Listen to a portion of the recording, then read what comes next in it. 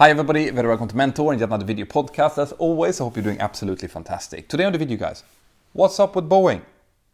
Yesterday, they posted their first annual loss in over 2 decades.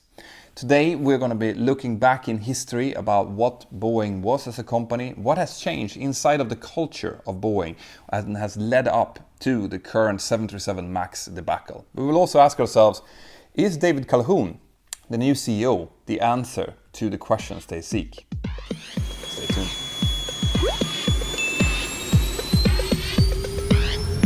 Wind 31016, everyone right, Clear to land 31 right. Delta 260. This video is brought to you in cooperation with NordVPN. Now, if you're like me, you spend a lot of time on public Wi-Fi's, maybe in hotels or in airports or in restaurants. And if you do, your data is at risk. All right, there are people who are out there scanning the networks to try to get your password or to scan your browsing data, and you need something like NordVPN to keep you safe. Maybe you're also, like me, wanting to see your favorite Netflix show without these pesky regional restrictions. So if you use this link here below or the coupon code PILOT, well then you'll get 70% off the normal fee of NordVPN, and it comes down to only $3.49 per month. So check it out and let me know what you think about it.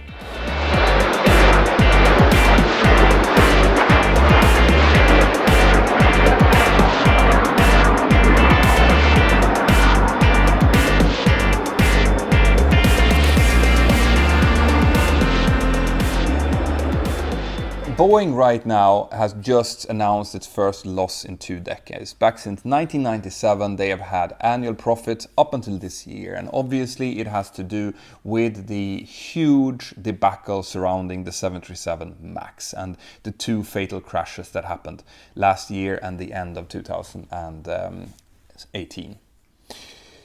In order to understand this, and also in order to understand all of the press that has been out about a toxic culture inside of the Boeing Company, we need to go back a little bit in history to see what Boeing used to be and at what point this has changed. I have based a lot of the things I'm going to say in this podcast on research from multiple sources, and I've put some of the links to the sources, including all of these emails and all of the documents that was released by Boeing, in the description of this video. So if you want to check it out for yourself or listen to the brilliant podcast Business Wars, then go down and check it out. All right? Back in the heyday of aviation, during the 1960s and 70s, Boeing was basically a big family of engineers. The engineers was creating fantastic aircraft like the revolutionary Boeing 707 or the Boeing 727 or even the iconic Boeing 747 that is still one of the greatest aircraft ever built.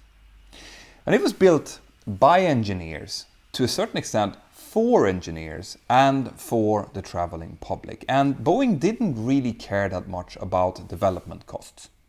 The reason for that was that the airline industry was regulated. This meant that airlines were given certain kind of routes that only they were allowed to fly, and they were also given quite a lot of government money to pay for things like aircraft purchases or research and development costs. So that meant that Boeing could spend enormous amounts on kind of solving engineering puzzles, making sure that they could make the coolest, best aircrafts around. And if it became too expensive, well then that cost was just passed down to the airlines. The airline could increase the ticket prices because they had no competition, or the states could jump in and pay for some of it. Okay, but that was back then. During the 1980s, President Carter and Reagan decided to deregulate the airline business. And they did so because they realized that with a little bit of competition, it's likely that the prices would come down for the end consumer. And it did. But it also came with the consequence that the airlines needed to start looking after their costs. And since the airlines needed to do that, they needed to start looking for the most cheap aircraft to buy or the most cheap aircraft to run. So during the 1990s, this started to become a problem for the likes of Boeing, which had huge costs and their income was starting to kind of dwindle a little bit.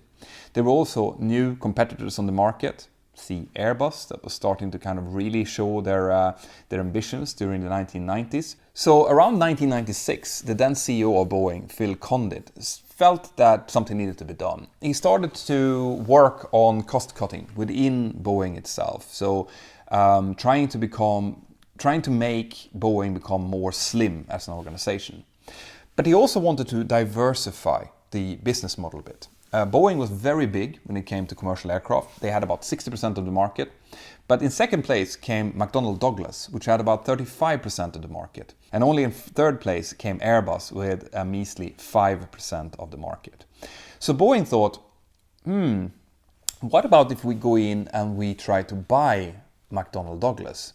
Not only would that be kind of a feather in the hat for Boeing to finally be crowned the king of American airplane makers, but also McDonnell Douglas had something that Boeing desperately wanted, which was a lot of military contracts.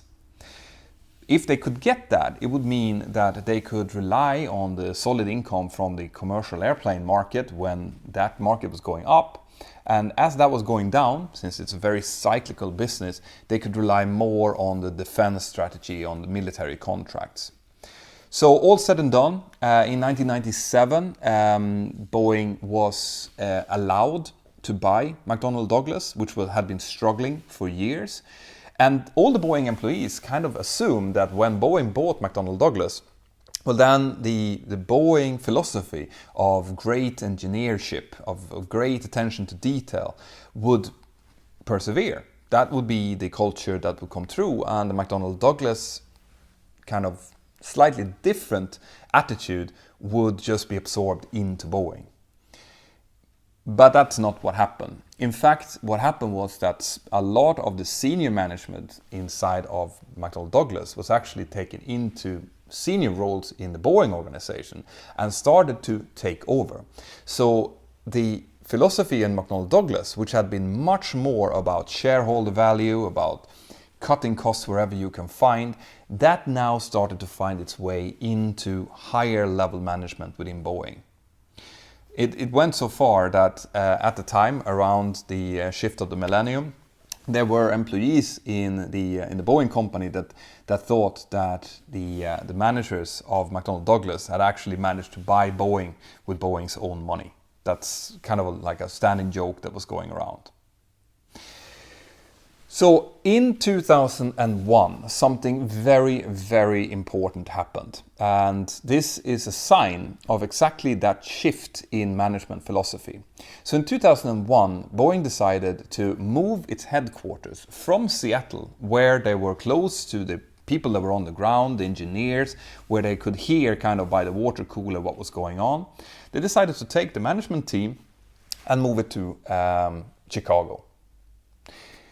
Now, I cannot overemphasize how important that decision was for the organization, because what happened now was it opened up a geographical void between the people on the ground and the management teams that were taking the big decisions. And whenever you have that, whenever you get a disconnect in communication. So maybe the small things that were happening on the ground, problems with a new aircraft type, for example, or just engineers having an issue that they don't really like something, would now not be communicated as easily up to the people making the decisions. And during the 2000s, this kind of change in culture just kept growing. Boeing became more and more focused on shareholder value at the expense of research and development, R&D. And it started to kind of percolate a general sense of annoyment between the workers, the people who had to actually build the aircraft. And this became, this is the reason why this kind of release of documents of internal communication became so interesting, because there you can really, really see how people are talking about their projects and how frustrated they are with the lack of communication and lack of listening from the senior management team. So during the 2000s, Boeing became less interested in creating new aircraft types and more interested in just sucking as much money as they could out of existing types. In 2011 came the next really important kind of watershed moment. In the beginning of 2011, the Boeing management team went out and said that they didn't foresee any need to create any new single-aisle aircraft type for the next decade. They were happy with their 737NG and their market share.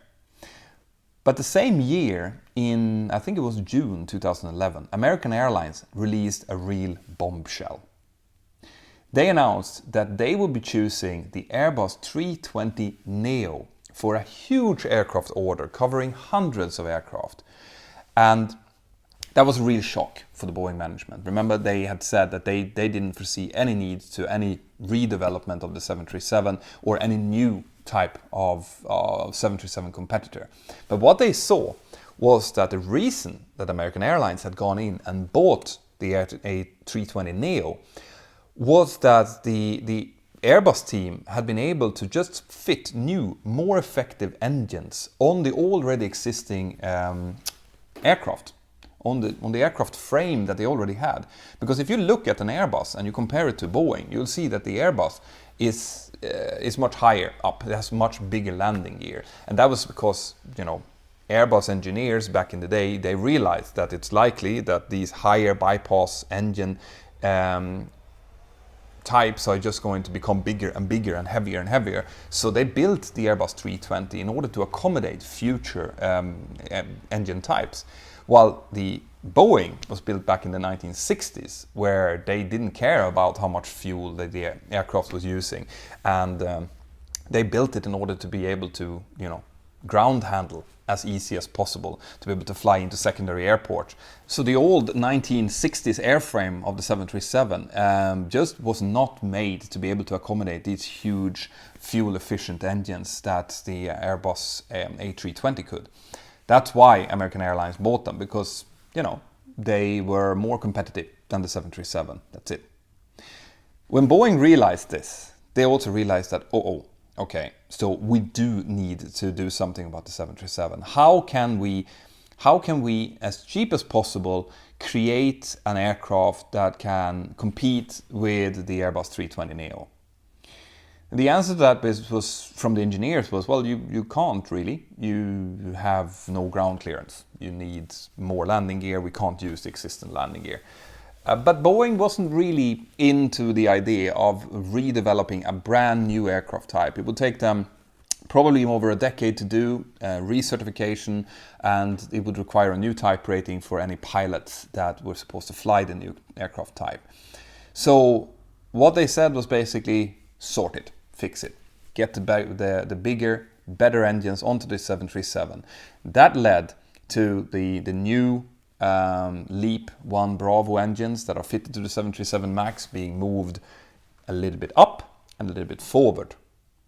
And when they did that, the kind of aerodynamic characteristics of the 737 changed, which meant that they needed to do something, a software fix, in order to create the same feel to the aircraft as the old 737NG, because otherwise the pilots who were supposed to fly it would have to be retrained in a simulator before they could fly the MAX. And Boeing did not want that. They wanted to both eat and have the cake at the same time.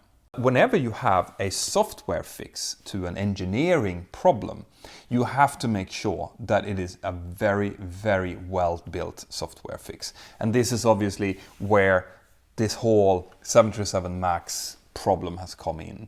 Because these crashes that have happened last year highlighted the fact that there were some big flaws in that software fix in the MCAS, the Maneuvering Characteristics Augmentation System, that is now being fixed, and this is why the aircraft is sitting on the ground. But here you can see how a failure that was unearthed last year has kind of tails all the way back into the 1990s. There is another problem, which I haven't gotten to yet, and that is of course the role of the FAA in this. Because even though a company like Boeing might start to kind of, you know, lose their way, there should be a regulator in the end who stops any faulty engineering solution from ever being certified. But what happened back in 2003 was that the American Congress started looking into cost cutting as well on the FAA side. And they said, why don't the FAA kind of delegate some of their oversight onto the aircraft manufacturer itself? Well, back in the day, before 2003, there would have been designated engineering representatives, DERs, who would go in and do the certification work. Well, after 2003, there was a designated organizational authority instead. So instead of having people, as in designated engineers, who would come in and be an expert in certifying certain parts of the aircraft, the organization itself was designated, in this case, Boeing. So they could then choose which ones would be presenting the facts to the FAA. This changes the balance from being the authority that is the one that goes in and actually checks something, until the organization, which are the ones that are reporting what they will need to report to the authority. So you see, that is essentially what eventually led to the kind of lack of oversight when these initial mistakes had happened. So, David Calhoun, is he the right man for the job?